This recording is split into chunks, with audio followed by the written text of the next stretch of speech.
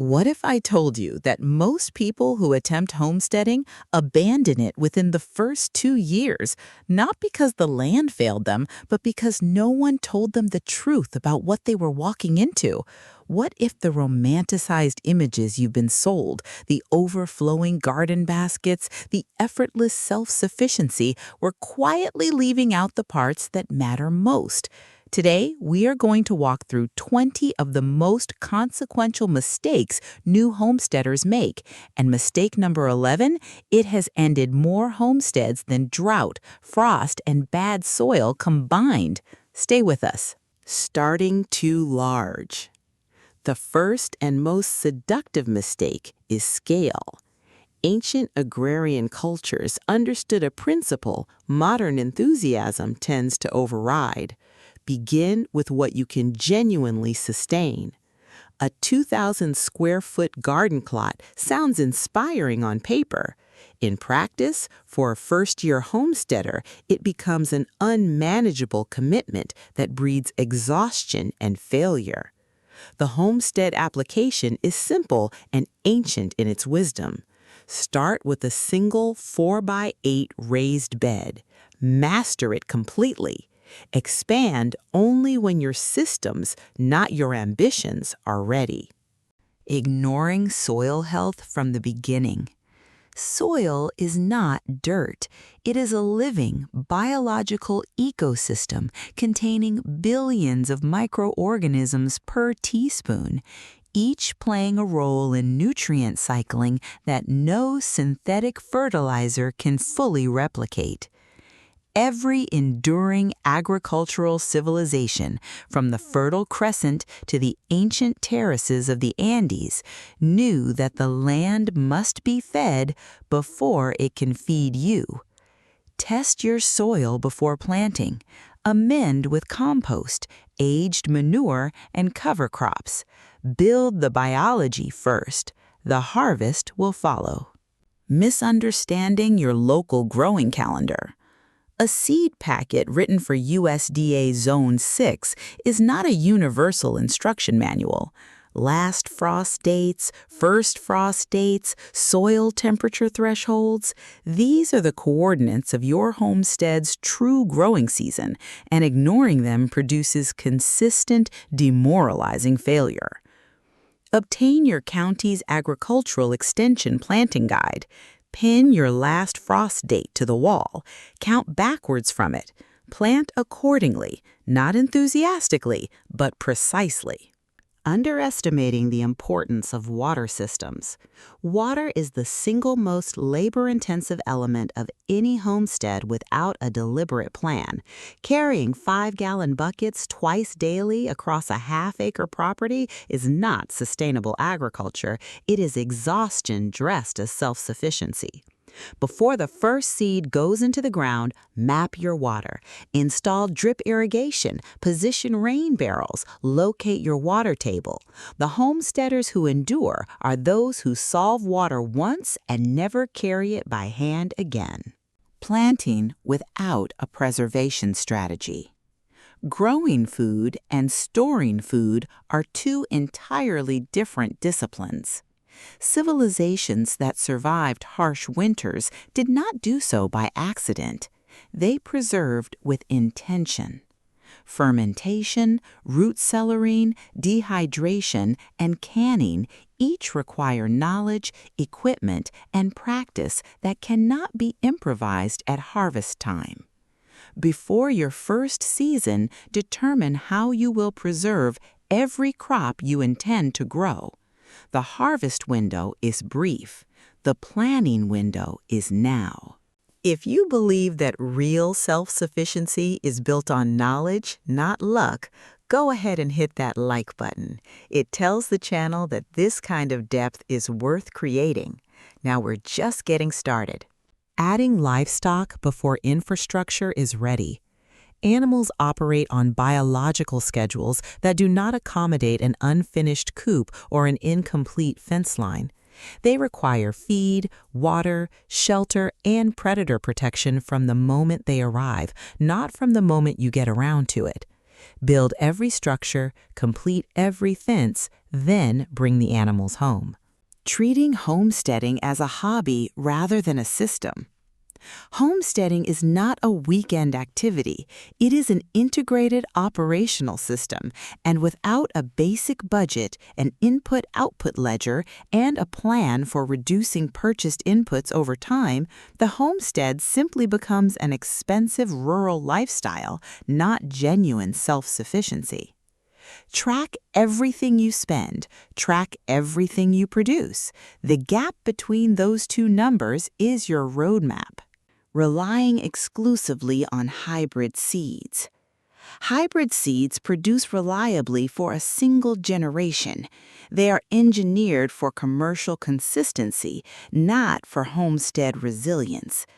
The seed-saving traditions that sustained communities for millennia relied on open-pollinated, heirloom varieties, seeds that could be selected, saved, and replanted indefinitely. Build a seed library from your first season. Store your best specimens in a cool, dry environment. This is where food security actually begins. Attempting complete isolation instead of community. The mythology of the lone, self-sufficient homesteader is historically inaccurate. Pre-industrial rural communities survived through barn raisings, seed swaps, shared harvests, and collective knowledge. No individual possesses all required skills. No individual should have to. Find your local farming networks. Offer your labor in exchange for knowledge. The communities that endure are those that remain interconnected. Consuming information without implementing action. The modern information environment has produced a paradox. It has never been easier to research homesteading, and it has never been easier to confuse research with progress. Ancient farmers learned by doing, failing, adjusting, and persisting season after season. Set a firm rule. For every hour of content you consume, spend 2 hours working your land. Knowledge without application is merely entertainment.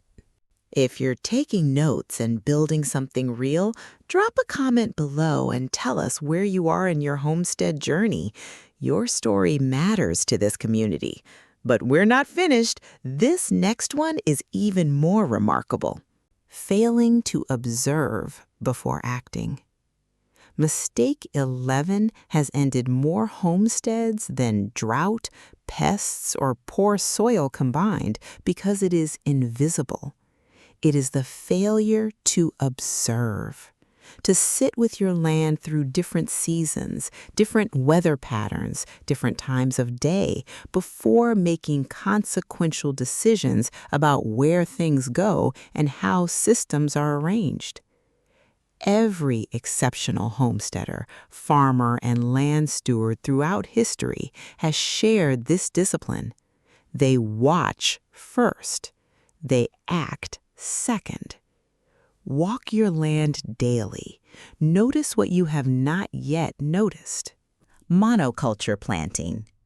Nature does not plant in rows of identical species. Biodiversity is the fundamental architecture of resilient ecosystems, and the homestead that mirrors nature in its planting design will always outperform one that mirrors industrial agriculture. Companion planting, polyculture beds, and integrated pest management are not fringe concepts. They are the documented practices of every enduring agricultural tradition on Earth. Diversify every bed. Let plants work together. The ecosystem will reward the complexity. Abandoning the land after the first frost. The growing season on a well-managed homestead does not end with the first frost. It merely transforms. Cold frames, low tunnels, root-cellaring crops, and hardy winter greens like kale, mosh, and claytonia extend productive capacity through months most homesteaders treat as downtime. Design for a 12-month food relationship with your land. The infrastructure is modest. The returns are substantial. Neglecting the medicinal garden. For most recorded human history, the home garden served a dual function, nourishment and medicine. Calendula, elderberry, echinacea, lemon balm, yarrow. These plants were not supplements. They were foundational health care, cultivated by families who understood that preventative botanical knowledge was as essential as any food crop. Designate a permanent medicinal bed. Learn 3 plants deeply before adding more. Applied botanical knowledge is a lifetime discipline. Poor homestead layout and zone planning. Permaculture's zone design system, developed by Bill Mollison and David Holmgren, drawing from centuries of traditional land management, places the most frequently visited elements closest to the home. When this principle is ignored, daily tasks accumulate into hours of unnecessary walking, and the homestead becomes a physical burden rather than a functional system. Map your zones before you build or plant. Place the daily elements within 30 steps of your door. Design for the life you will actually live, not the one that photographs well. If this content is giving you a more grounded, honest picture of what successful homesteading actually requires, share this video with someone who needs it. Knowledge shared is knowledge multiplied. 15 down, 5 remaining, and these last 5 are essential. Over-investing in equipment before skills are developed. A broad fork does not make a good farmer. A high-quality tractor does not make a thoughtful land steward. Equipment amplifies skill. It does not replace it. Traditional homesteaders built their tool collections incrementally, acquiring each implement only when they possessed the competency to use it with purpose. Begin with 5 fundamental tools mastered completely. Add equipment only when a specific, demonstrated need requires it. Ignoring rest as a productive strategy. Every agrarian tradition in history embedded rest into the agricultural calendar. Fallow years, Sabbath practices, seasonal rhythms of slowing down. The land rests. The animals cycle through less demanding periods. The homesteader must do the same. Burnout is the most underreported reason functional homesteads are abandoned. Schedule deliberate rest. Protect it as seriously as you protect your planting calendar. A homestead abandoned is worth nothing. A homesteader sustained is worth everything. Forgetting to cultivate pollinators. A homestead without deliberate pollinator habitat is a homestead waiting to underperform. Approximately 1/3 of global food production depends on pollinator activity, and the homestead that plants only food crops without supporting the ecological web that enables those crops to produce will always yield less than its potential. Plant a dedicated pollinator corridor. Include native flowering species that bloom in succession across the entire growing season. Feed the insects that feed you. Neglecting legal, regulatory, and neighbor relations. Zoning restrictions, water rights, easements, livestock ordinances, these are not bureaucratic abstractions. They are real constraints that have forced functioning homesteads to dismantle operations entirely. Understanding your legal landscape before investing in infrastructure is not pessimism. It is essential due diligence. Know your local ordinances. Introduce yourself to every neighbor before your animals arrive. A good relationship with the people surrounding your land is one of your most valuable assets. Expecting mastery before earning it. The 20th mistake is perhaps the most honest one to name. Expecting this path to be easier than it is, faster than it is, and more forgiving than it is. and then interpreting the difficulty as evidence that homesteading was the wrong choice rather than evidence that the right work is simply hard. Every ancient culture that achieved genuine self-sufficiency did so across generations of accumulated knowledge, practiced failure, and deliberate refinement. You are beginning a tradition, not completing one. Self-sufficiency has never been about perfection. It has always been about sovereignty, the quiet, enduring decision to understand where your food comes from, to develop your own competency, and to build a life that is genuinely yours. These 20 mistakes are not meant to discourage you.